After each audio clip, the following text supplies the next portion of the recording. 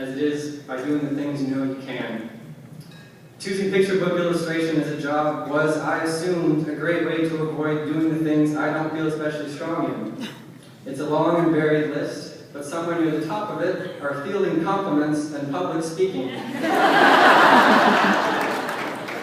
Giving a speech to everyone I work with and admire under the context of the biggest professional compliment I could ever hope to get is kind of a perfect storm of things I set my life up trying to avoid. But since we are all trapped in this room, I'll get right to it. I'd like to start with my thank yous, since leaving it to the end sometimes kills momentum, and also I feel like I'll be more at risk by crying then. I've been asked a few times since this award was announced about whether or not now that I have this award under my belt, if I'd be able to tackle any dream book projects I had that I might not have been inspired by before. But I have a publisher who let me make 2 of my dream projects already. Caldecott Press has been everything a boy could ever dream of.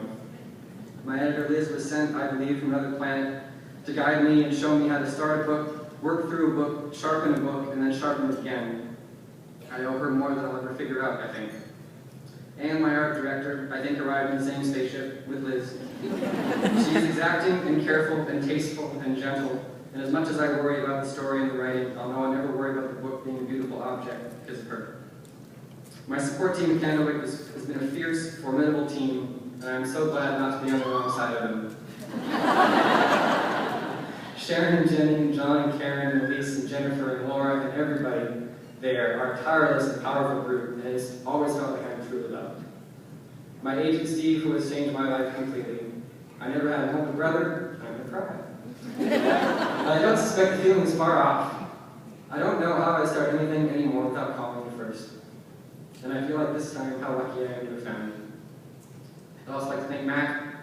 I hear all the time these days about a new crop of picture book makers who are doing great work. But nobody knows that all of them are calling Mac. All of them, 10 times a day. He's the godfather of all of us. I'm so happy this job is one of my great friendships.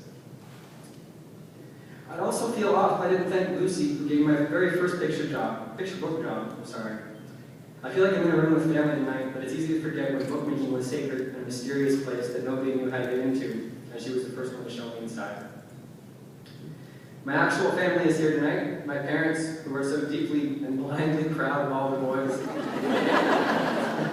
You've probably all met my parents by now.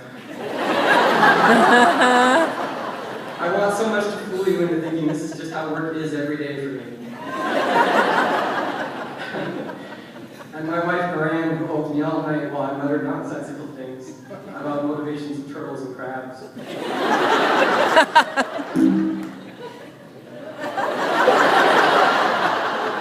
We have to plug in the hall room.